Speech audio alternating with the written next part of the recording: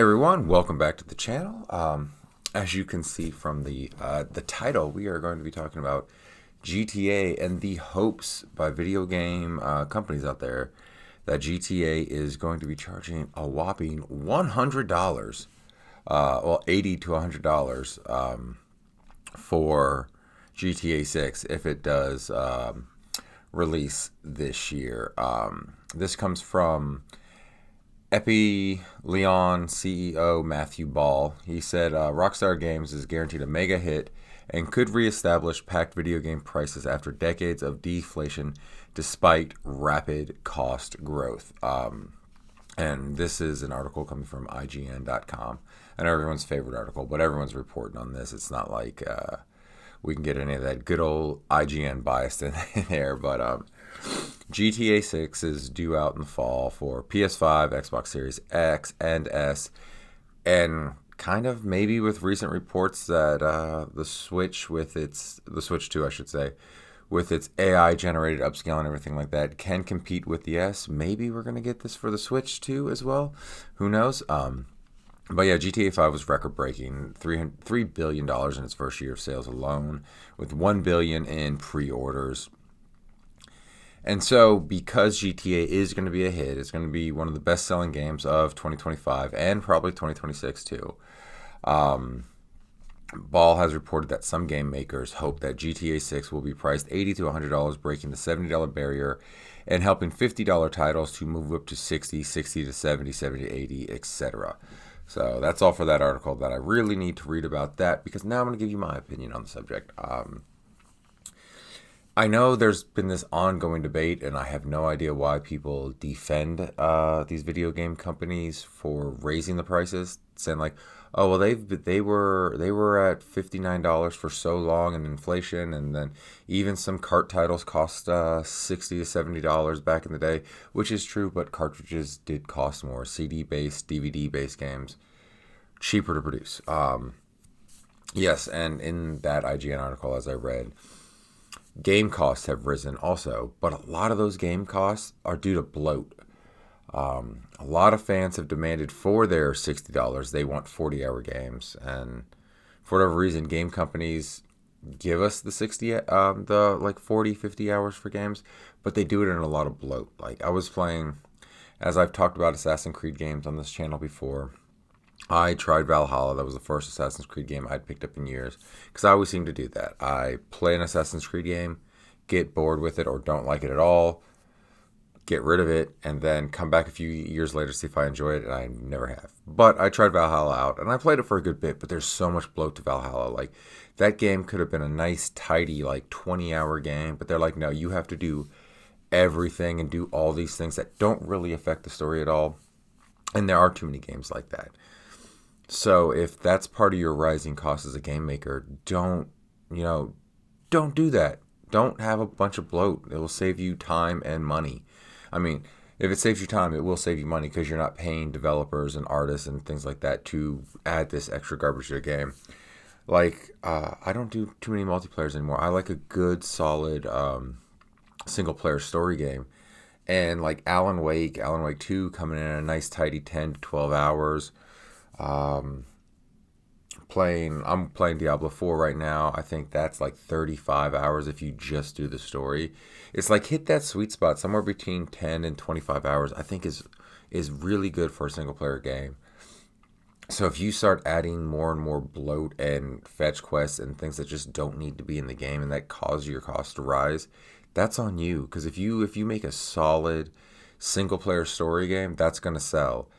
And if you make a solid single-player story game and you can add a good multiplayer aspect to it, like a co-op or online competitive mode, depending on, the style of game you're making, again, that adds the replay value, that adds more for the fans. And adding something like that probably doesn't cost nearly as much as the bloated hours and hours you try to add to your game that make no sense, that just make the game drag longer than it needs to be. So I'm not going to sympathize too much for those costs. But also at the same time, we have gotten to this point of diminishing returns on graphics. And part of the rising cost for a lot of games are the graphics. Like, just we got to get them as real as possible, as real as possible. So it's like you're only tweaking them a little bit, and the ray tracing and things like that. And I know there's a lot of people on the internet, a lot of PC gamers who love their ray tracing, 120 frames per second, and 4K graphics and things like that. And there's nothing wrong with that. You can like what you like. But I guarantee you the vast majority of gamers are not going to notice that or really care about it. They are going to just want a good story, a fun game that looks good. It just has to look good. It doesn't have to be super realistic. It doesn't have to have all the bells and whistles, all the frames per second, all the ray tracing, all the 4K. I mean, look at the Switch. 720 in handheld mode, 1080 docked. I don't think there's any ray tracing in the Switch, but you have games like the two Zelda games, Breath of the Wild and Tears for the Kingdom. Those look fantastic. Mario Odyssey looks fantastic. Mario Kart 8 for the umpteenth time looks fantastic. They're not hyper realistic. They just look good. And when you do that and you create a fun game, people come back for it. They just love it. And so feeling the need to have the, for every game that you make, have uber realistic graphics, it's not needed. So you can save costs that way. You need to think like, what kind of game am I making? Does it need these kind of graphics? Can we maybe have a different art style, and we can save some money that way and pass the savings on the consumer, and or just keep the game at $60 and we make more profit, kind of thing like that. So it's just one of those things, like game makers, or game publishers and studios. I don't have a lot of sympathy when it comes to a lot of their costs, because a lot of their costs are their own doing. Just like something like Sweet Baby Inc. And I'm not going to get into the whole political aspect of them, at least not in this video. I do have a video planned talking about social politics in video games coming soon. But hiring outside consultants to see if you have enough representation or diversity or something in your game, it's one of those things that's like, why waste that money? Why spend that money on that? Because guess what?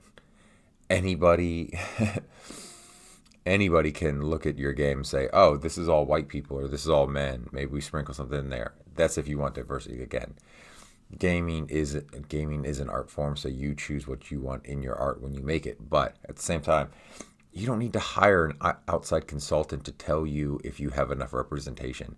If you're going for representation, you can look at it with your own eye and see like, all right, we got a good amount of diversity in our game, or, oh, no, this is all white dudes, or whatever, And so you don't need to hire consultants to tell you that. So, sorry, I have a cold. I did not mean for that to happen on mic.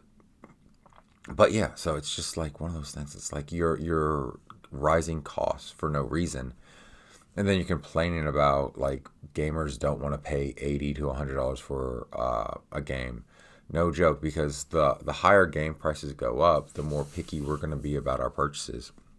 In fact, with the $70 price tag for a lot of games these days, I don't buy some of these games on release day. I was like, I want to try that out, but I'm not spending that much on a game. I will wait for a sale, used copy, discount, something like that. Like, honestly, I think the $70 game market has been a blessing for GameStop. It's been going down and down and down, but I think with the rising cost of new games, people are buying more used games now, and they're waiting for games to go on sale, games to go on clearance, and then get either the clearance new game or buy it used after it's gone down in price and save even more money. I mean, I generally buy more new games because I order my games. I rarely go into a GameStop. I rarely go into too many stores these days outside of grocery shopping. Generally speaking, if I want a video game, I order it from Best Buy, and I order it from Best Buy because closest Best Buy to me is like a good 30-40 minutes away, so I'm not driving out there just for a video game. So I'll order it from Best Buy, I'll order it from Amazon. I generally get the game in a day or two, so I'm not going to go shopping around. And GameStop, like I said, some people will get it used. With the used new games, you only save like $5, so it's like, for the $5, I'm probably just going to buy it new. But getting a used game that's a little bit older is not a bad deal. And I would say always go into GameStop. Don't order from GameStop because you might get a crappy case, or even if you get a case at all, kind of thing. But what I think would be hilarious, like just super hilarious for, and I know it won't happen because this is Take Two who owns Rockstar. I think if Rockstar was an independent publisher, they would do this on their own. But since they're owned by Take Two, Take Two's not going to allow it. I think it'd be hilarious if GTA 6 came out at 40 or $50 under the current value. And the reason why I say that is if it's half as popular as GTA 5, and it's going to be at least that, it will be just as popular, especially if they don't charge too much for it. They're going to make so much money on the back end with GTA Online because I think that's what people or analysts or other people have not realized is that most of the money GTA 5 has made has been off shark cards and in-game purchases on GTA Online. Yeah, it's sold a bunch. Like, don't get me wrong, it has sold tens of millions of copies. So that's obviously going to make you a ton of money. But the majority of its profits have come from shark cards and online buying in the game. So if I were Rockstar and I'd want to get this game, and it's the most anticipated game, so it's going to sell no matter what it costs. It's going to sell a ton. But if I really, really want to make money, I would take either break even or take a loss on the front end with the game, selling it a little bit cheaper. Because if they do that, I guarantee you people like me who I'm not the biggest GTA fan as far as Rockstar Games goes. I prefer the Red Dead games. But someone like me, if GTA 6 were to come out at like a $40 price tag, I'd be like, I might pick that up now. Because it's a new game that I can get. I can play it on the channel and stream it while it's popular, so maybe get those views. But also, it's like, hey, I'll dip my toe into this again. Like, I enjoy GTA. I always get sidetracked on those and almost never finish the story mode. But for $40, yeah, I'll take that plunge to get the brand new game, especially if I'm not playing anything. And I think a lot of other people do that. And me, or I know I won't go play GT Online like that and buy a bunch of shark cards and things like that. There will be some people who will do it like they did in the first game, but then also some other people who their friends who play GTA Online will be like, hey man, you should play this with me and stuff like that. And then they start doing the heist, they start doing all the different things that are in GTA Online. And then they're like, they'll see their friends' apartments and other nice things that they have that they bought with shark cards. Like, I kind of want that. Then they'll buy shark cards. So that would just be like the funniest thing that Rockstar could do. And like I said, if Rockstar was still independent, I could see Rockstar doing that. Like not as a gotcha on the video game industry, though it would be funny to sell it way cheaper than everybody else and then just dominate the sales charts as well as profit margins. But I think they are smart enough to know it's like, hey, the more people we get playing GTA and GTA Online, the more money we're going to make on the back end with the shark cards. So that's what I would do if I were a Rockstar, and that'd be great if they did that too for just all gamers in general, because the rising cost of games does stink and it affects us all. And someone like me who does not get reviewed copies, it does affect the channel in a sense. Like, I don't have the money to buy all the $70 games to review, so when new games come out I have to like pick and choose what I want to buy and review, which is why generally reviews on this channel are positive, because I'm buying games that I want to play. And generally speaking, if you want to play it, you're going to react more positively to it and maybe overlook some of the negatives. But also at the same time, by the time the game comes out, I've already seen reviews on those games and I already know they're pretty good. So I'll give my opinion on them as well. And probably they'll also be remotely positive too. So it's just the way things are. But yeah, so that's my thought on that. I think $100, I don't think GTA is going to come in at $80. I know Take-Two's greedy, but I think Take-Two's also smart enough to know we just need to price this like at the going rate of video games. And we'll get a bunch of people in. We'll make a ton of money on shark cards over the next few years like we did with GTA 5. And then keep the train rolling. But like I said, if they were really smart and really, really wanted to make that back end money, they would start it out at like $40. And the reason why I say that is because GTA Online really, really started cooking to like over a year, 2 years, 3 years after GTA 5 came out. And that's because a lot of people started picking up GTA 5 on Black Friday sales, on clearance sales, and stuff like that, where they were paying $20 for the game. Because I think when I finally dipped my toe in GTA 5, I think I picked it up for like $20 on some sort of sale. And I started playing. Like, I didn't do any shark cards or anything like that, but that's where a lot of their money came from, are those people who bought the game cheaper and then, spent all that money that they saved and more on shark cards. So that's just my opinion on that. I do think having a cheaper game by them and making the money on the back end would probably make them more money in the long run. But I also know Take-Two and Strauss-Zelnick, and they're going to be like, nope, nope, we need to get that money now. So I don't think they're going to charge more than $70. I don't think it's going to be an $80 game. But if anybody were to do it, it would be Take-Two. They were the first ones to do the $70 games. So there you have it. That's my thought on it. Thanks for hanging out. Again, sorry for the voice and the cold. It was the toddler's Bowie's 4th birthday this past weekend, and we had a bunch of children in the house, and I'm sure one of them brought some sort of bug, because I don't work in an office anymore, so there's no way I got sick from anybody else. So I apologize for the voice. Thanks for hanging out this long.